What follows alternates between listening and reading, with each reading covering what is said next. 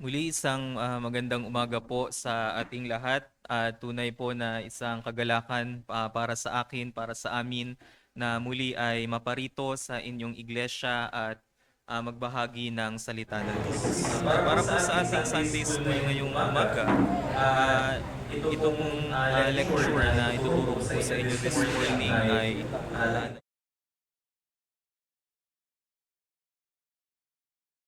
ng nakaraang taon.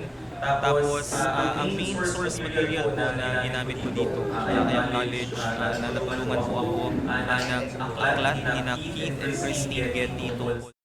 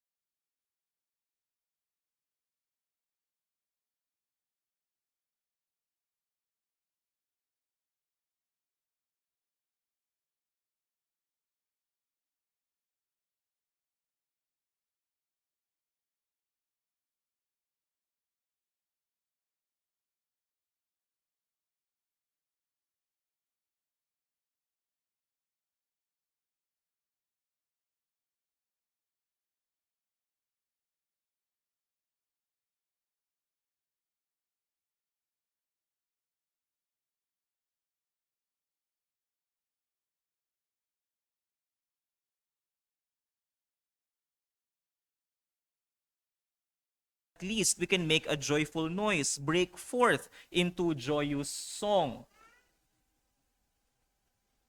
And Psalm 100, worship with joy. Dahil ang sabi ng Psalm 100, we worship with joy because the Lord is God. And in verse 4, we have to praise Him with thankfulness. Not just because He is God, but He is good. Kaya ito yung mga dahilan na ipinapakita sa atin ng salmista upang tayo ay umawit. Psalm 149, awitan ng Panginoon ng isang bagong awit, ng papuri sa Kanya sa kapulungan ng mga tapat. Psalm 100, sumigaw ng may kagalakan. Lahat ng mga lupain, maglingkod sa Panginoon na may kagalakan, magsilapit sa Kanyang harapan na may awitan. Bakit? Verse 3, kilalanin ninyo na ang Panginoon ay Diyos. We worship Him in song because He is God. Siya ang lumalang sa atin at tayo'y Kanya. Tayo'y Kanyang bayan at mga tupa ng Kanyang pastulan. Magsipasok kayo sa Kanyang pintuan ng may pagpapasalamat at sa Kanyang mga bulwagan na may pagpupuri. Magpasalamat kayo sa Kanya at purihin ninyo ang pangalan niya. Bakit? Because verse 5, sapagkat ang Panginoon ay mabuti at ang Kanyang tapat na pag-ibig ay magpakailanman at ang Kanyang katapatan ay sa lahat ng salinlahi. We are commanded to sing from the Old Testament because the God that we are singing to, He is our Lord and God, and because He is good. Now, examples from the New Testament. Hindi lang sa Old Testament may clear commands for us to sing. In the New Testament, there are several songs of salvation. Now, common na ginagamit na proof text in the New Testament to support congregational singing is of course Colossians 3:16 and Ephesians 5:19. Ang sabi doon, singing psalms and hymns and spiritual songs. Bahagi sa inuutos ni Apostol Pablo sa mga mananampalataya sa iglesia na magpalakasan sa isa't isa at magsalita sa isa't isa sa pamamagitan ng mga awit, ng mga himno at ng mga espiritual na awitin. Ito ang bahagi ng pagsamba in the New Testament. Worship, yung pagsamba, it should include Christian response to the finished work of Calvary. Now, anong ibig sabihin natin dyan? In the New Testament, there are several songs of salvation.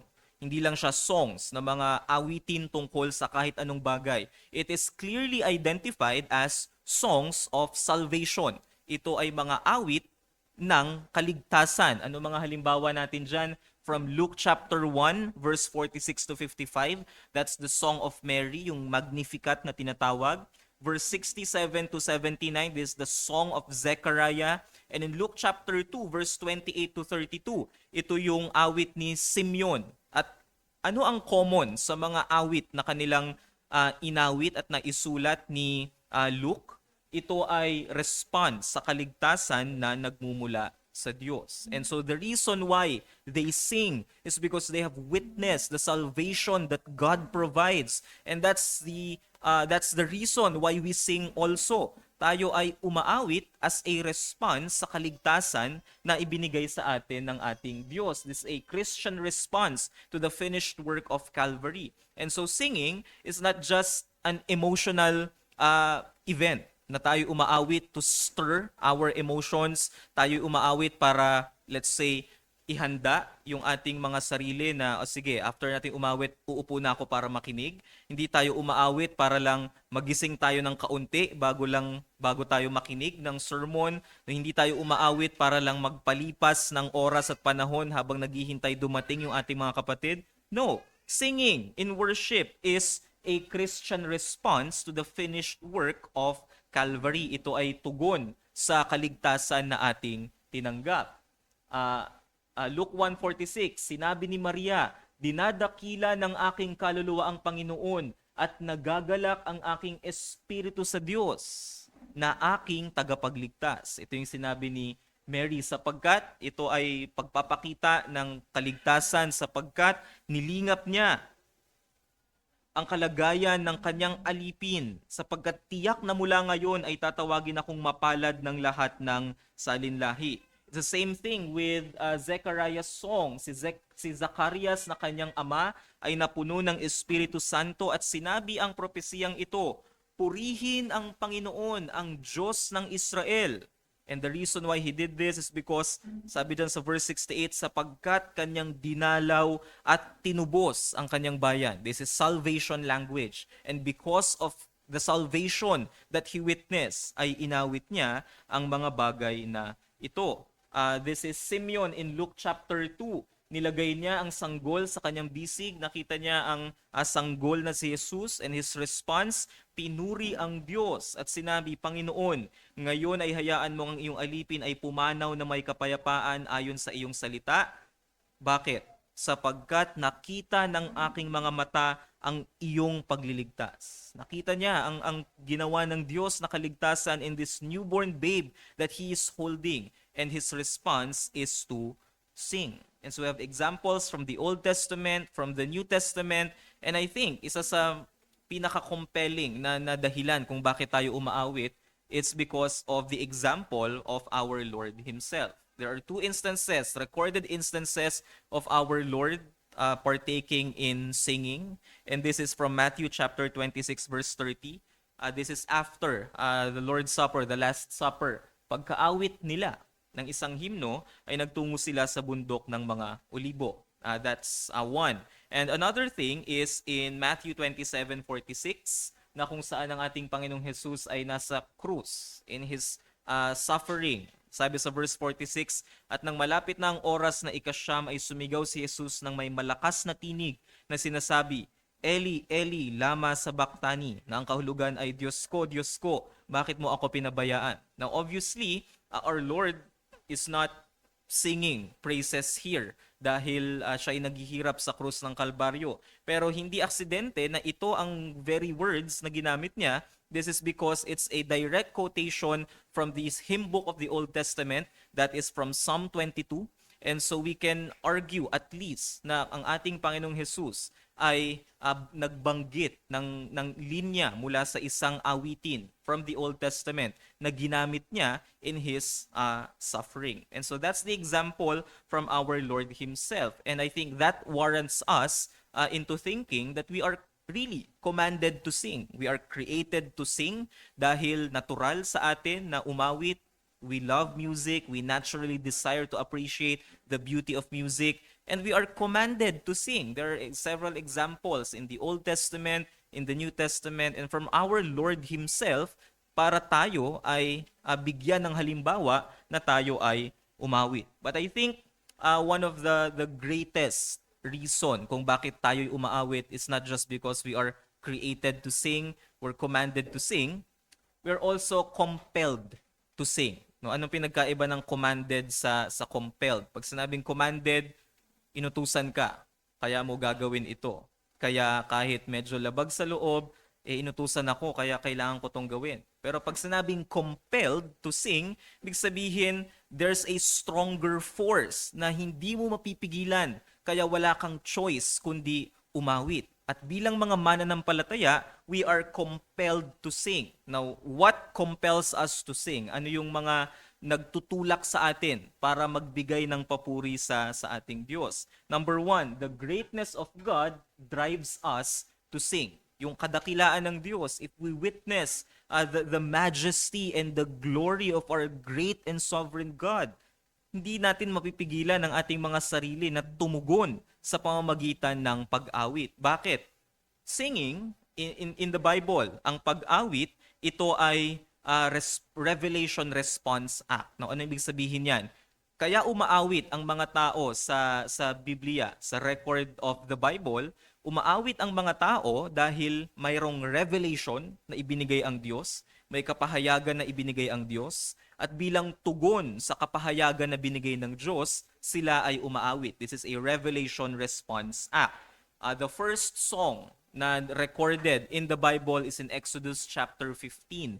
And in Exodus chapter 15, anong nangyayari dito? This is Moses and the entire nation of Israel after having witnessed the greatness of God in delivering them from Egypt. No, ito yung kumbaga climax ng lahat ng nangyari mula Exodus 1 to Exodus 14 na ang Diyos sa pamamagitan ng kanyang makapangyarihang kamay ay dadalhin sila palabas mula sa bahay ng pagkaalipin tungo sa Mount Sinai upang sila ay magpuri.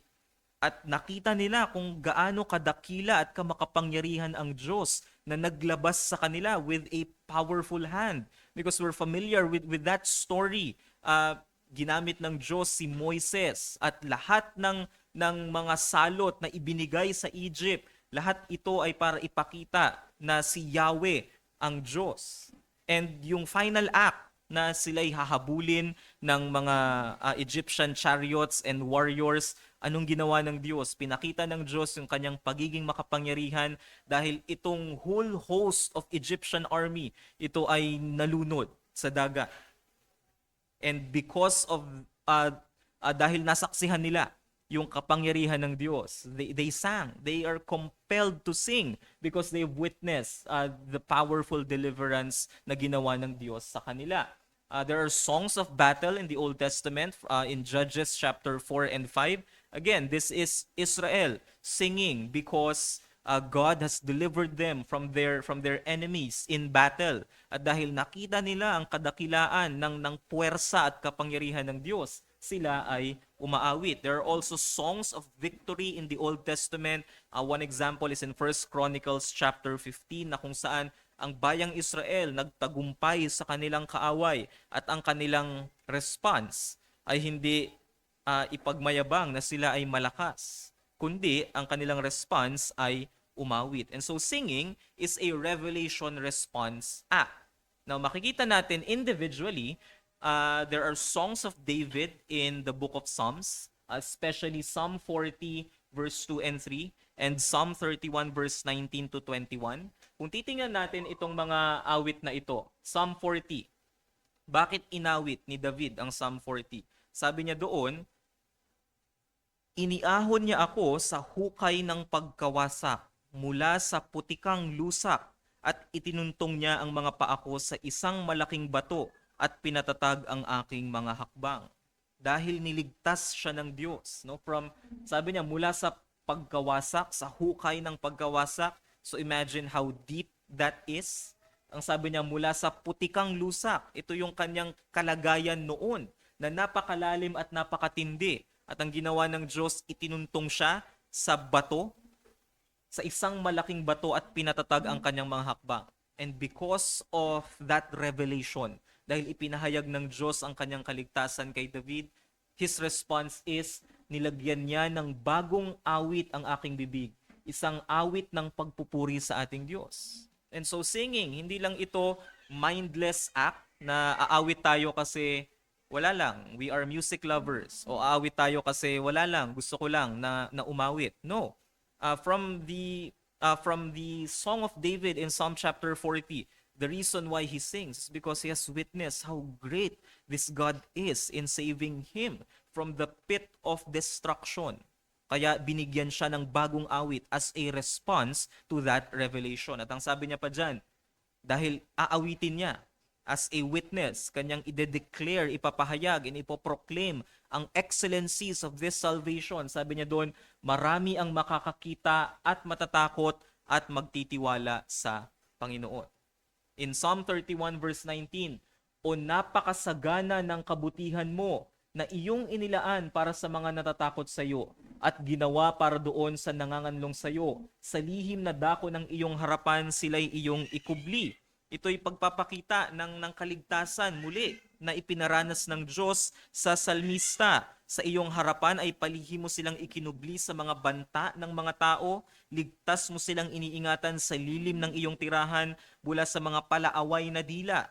And the response is in verse 21, purihin ang Panginoon sapagkat kahanga-hanga niyang ipinakita sa akin ang kanyang kagandahang loob sa isang lunsod na nakubko.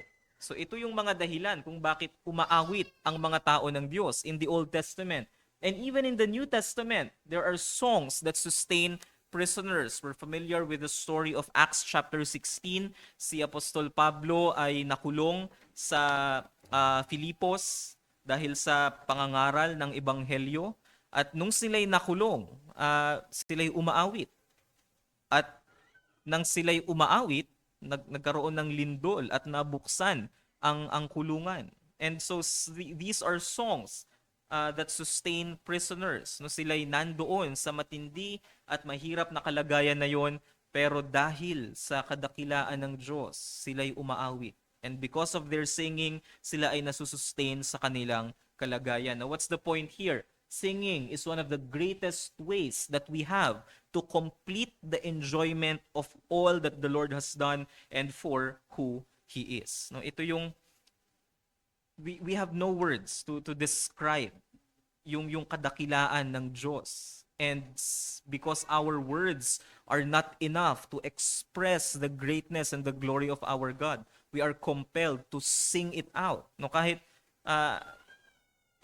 hindi ako marunong kumanta at umawit in a professional sense. But because of the greatness of the God of my salvation, this drives me to sing. Na kapag nakita natin na ang Diyos ay kumilos, hindi natin nakikita ang mga specific na ginagawa ng Diyos, but when we look back in our lives, we witness the greatness of God's ways.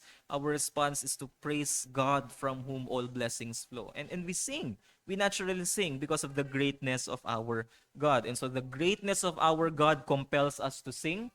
Number 2, the gospel compels us to sing. Hindi lang ang kadakilaan ng Diyos ang nagtutulak sa atin para umawit, ang ebanghelyo rin ay nagtutulak sa atin para umawit. 2 Corinthians 5:14, the love of Christ controls us, sabi ni Apostol Pablo, kaya hindi niya mapigilan na ibahagi ang ebanghelyo.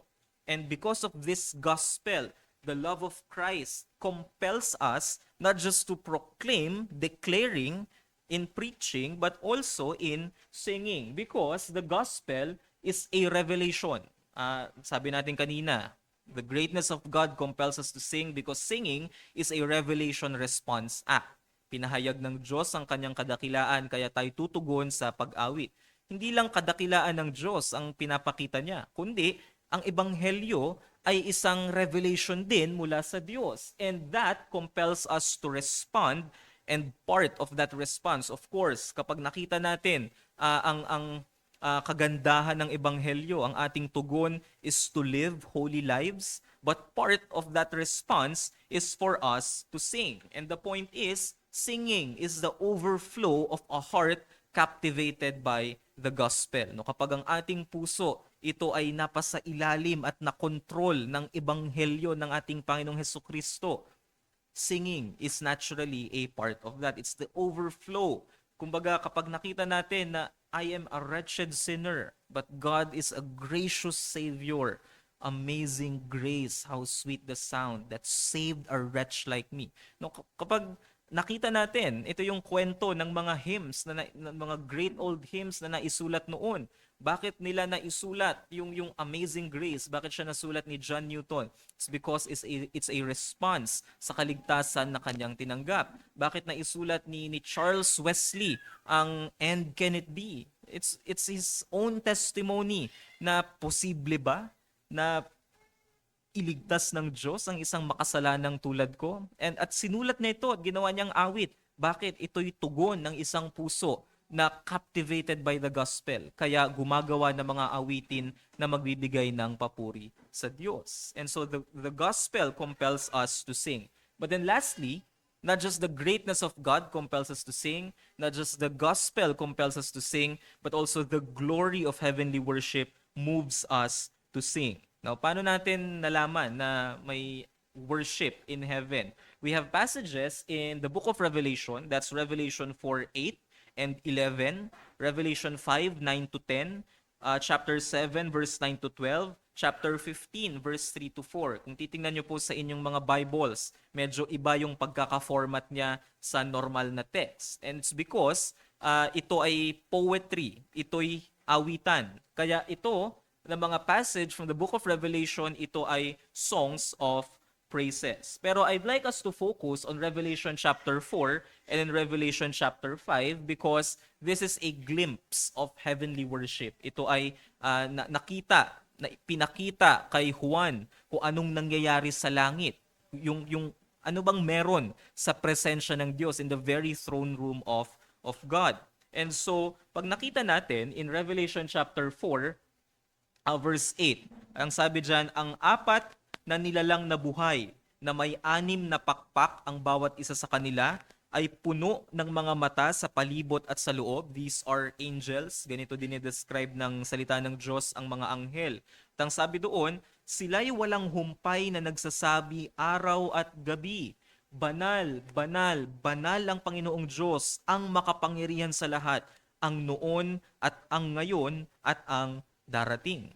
Ito yung kanyang na-witness na pag-aawitan at pagbibigay papuri ng mga anghel sa Diyos sa langit. Verse 11, karapat dapat ka, O Panginoon at Diyos namin, na tumanggap ng kaluwalhatian at karangalan at kapangyarihan, sapagkat nilikha mo ang lahat ng mga bagay, at dahil sa iyong kalooban ay nabuhay sila, at sila ay nalikha. This is the glory of heavenly worship, na itong mga anghel, mula sa walang hanggan hanggang sa walang hanggan, tuloy-tuloy na nagsasabi at pinupuri ang Diyos sa kanyang kabanalan, in His holiness. In verse 11, in God's worthiness to receive the worship. Revelation chapter 5, sila'y nag-aawitan ng isang bagong awit na nagsasabi, ikaw ay karapat-dapat na kumuha sa aklat at magbukas ng mga tatak nito, sapagat ikaw ay pinatay, at sa pamamagitan ng iyong dugo ay binili mo para sa Diyos ang mga tao mula sa bawat lipi, wika, bayan at bansa. At sila'y iyong ginawang isang kaharian at mga pari sa aming Diyos, at sila'y maghahari sa ibabaw ng lupa. Verse 12, na nagsasabi ng may malakas na tinig, ang kordero na pinaslang ay karapat dapat tumanggap ng kapangyarihan, kayamanan, karunungan, kalakasan, karangalan, kaluwalhatian at kapurihan. At ang bawat bagay na nilalang na nasa langit at nasa ibabaw ng lupa at nasa ilalim ng lupa at nasa ibabaw ng dagat at lahat ng mga bagay na nasa mga ito ay narinig kong nagsasabi, sa Kanya na nakaupo sa trono at sa kordero ay ang kapurihan, karangalan, kaluwalhatian at kapangyarihan magpakailanpaman. At ang apat na nilalang na buhay ay nagsabi, Amen. At ang matatanda ay nagpatira pa at sumamba. Now, what did we just read? Ang nabasa natin ay yung ongoing praises of the angels directed to God in heaven. And if that passage does not move us into worshiping our heavenly God, then I don't know what will.